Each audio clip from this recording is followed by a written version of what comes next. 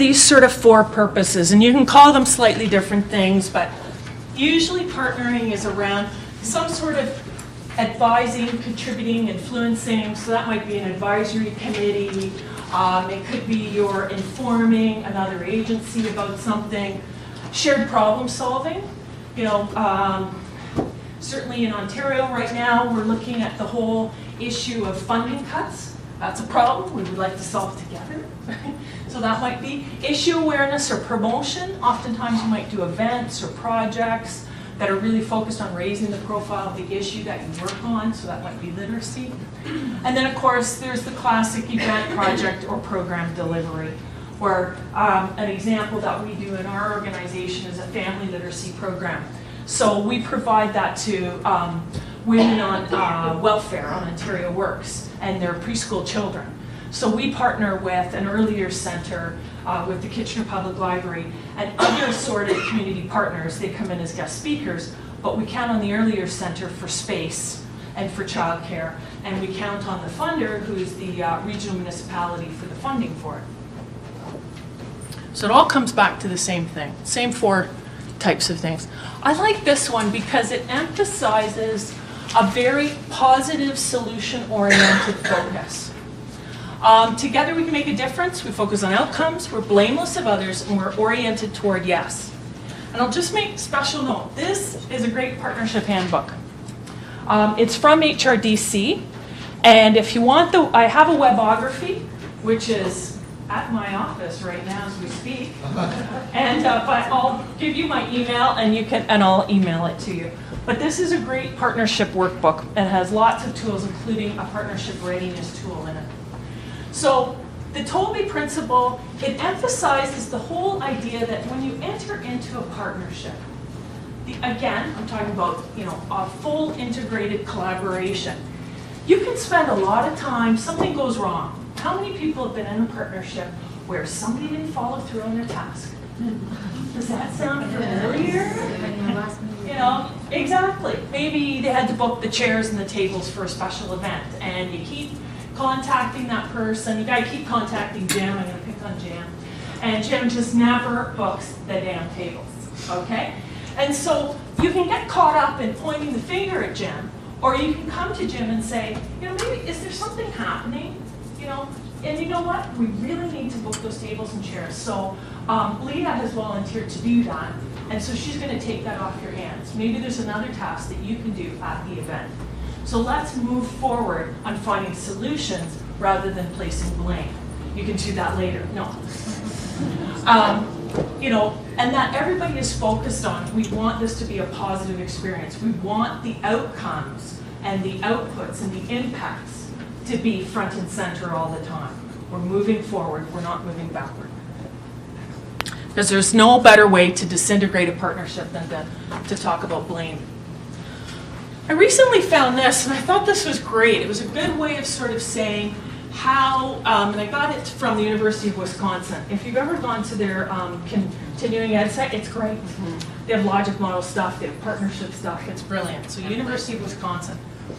What I liked is they see that the organizations that survive are on the dynamic scale. So they're open to collaboration. They're okay with focusing on behavior, in other words, how they're doing it. Multiple goals are okay for their organizations. They're looking at broader target populations and longer term impacts and focus. And that their operations are more dynamic and flexible and adaptable. So they're not sort of interested in, well, we've always done it the same way and we're going to continue to do it the same way and we don't go past there. You know, they're more oriented on how do we come up with a cool solution right now to what we need to address, whether that's the project, the event, the issue, the raising awareness, whatever that one is. So that's a definition. So it's a great checklist if you want to take a look at your own organization and say, how are we doing on this scale? Are we moving somewhere in between these two extremes? So collaborative leadership, what are the good qualities of a collaborative leader? Well, obviously you want somebody who can make people feel included in the process, who promotes a diversity of perspective. Because again, going back to that, 2, 3, 5 heads are better than one. Everybody may have a very different perspective on it and even be different. I mean, we're educators, so we think about learning style, we think about thinking process style. There may be, slow processors on your committee, there may be fast ones, there may be idea people, but somebody who can really bring that in and say, each of us has something valuable to bring to the table, and how do we get that out, strengthens the partnership. Obviously, as I said before, the shared decision making, that could be consensus, that could be voting, whatever it is, you need to sort it out first. Facilitate group interaction, and obviously nurture leadership from within. Because another danger of let's say you're doing an ongoing partnership to deliver a program. Don't put all your eggs in one person. I'm sort of mixing that for you. Try to cultivate the leadership so that if that person leaves, they win the lottery and they're traveling the world. Oh, that sounds good. A little vacation there. If they're going to travel the world, that there's other leaders that can step into that role in your partnership so it doesn't disintegrate. And I'll talk about later the whole fact that we need to cultivate partnerships, not just with the person, but with the whole agency. So you need to involve more than one person from an agency. So here's some other, I'm sure these skills are, obvious to you, what makes for good partnering. It also makes for a bit of a checklist. I've used it from the point of view of, okay, let's take a look at our committee. Who have we got on here and what are they bringing? What do we need? So it's been good in that way. That, especially financial management or time management, sometimes that's a really valuable skill. And then you can say, well, let's bring on this partner. Okay. So how about your experiences? How are we doing for time? Wow, 4:01. Oh, how much more minutes do I have? You have until 4:30. 4:30? 4:30 to Okay. give you the 5-minute warning. Thank you.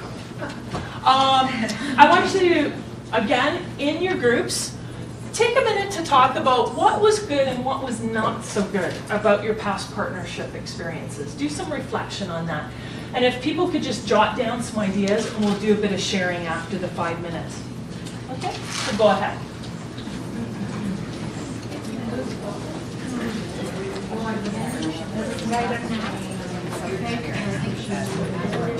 What? The ones where everybody talks about it. I can't understand. Really good partnerships. So you never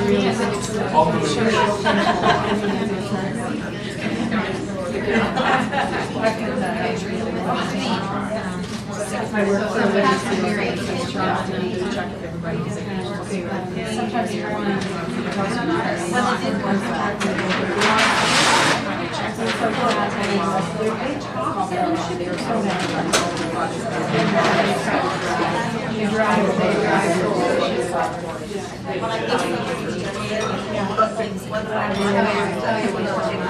it's a consultation. That's what I love. You know what they're going to do. So they come to something you know, you know what the person's been hired to the job and know what to do. You don't have anybody there are many times.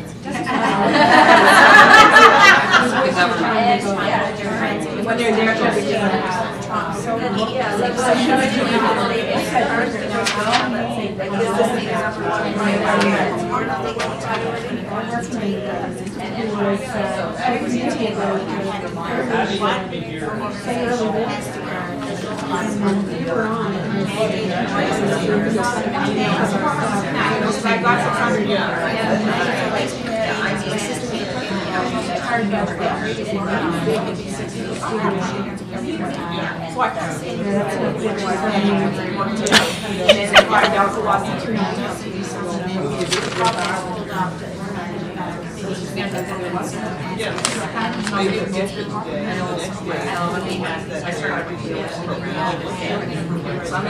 Well, I get that it's a really important.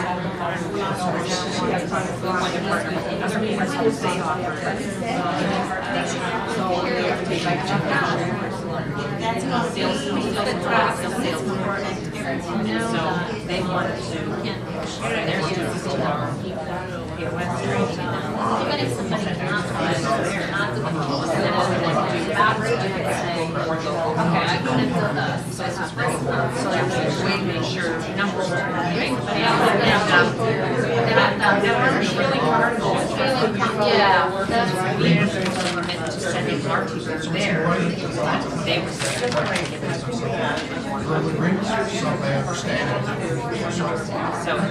even though we're talking about things,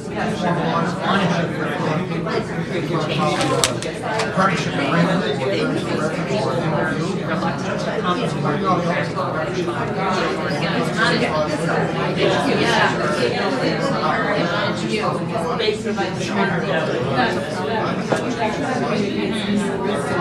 exactly. In the development of the partnership, there is a risk analysis.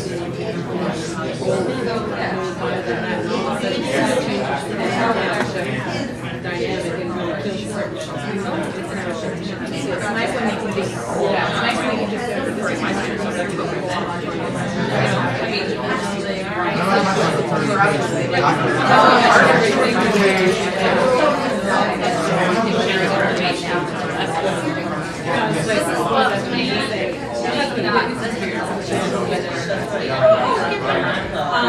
One more minute. One more minute.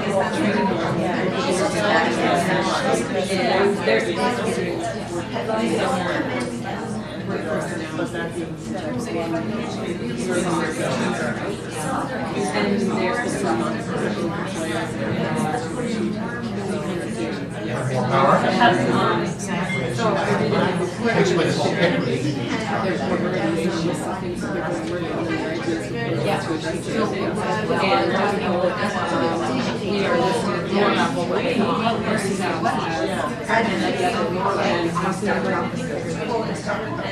Okay. No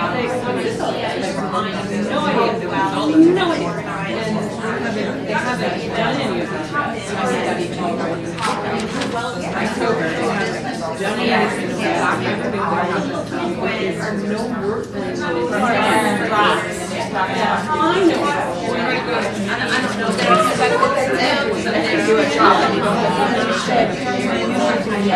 And we should be. When I look at what they were, absolutely. And I said,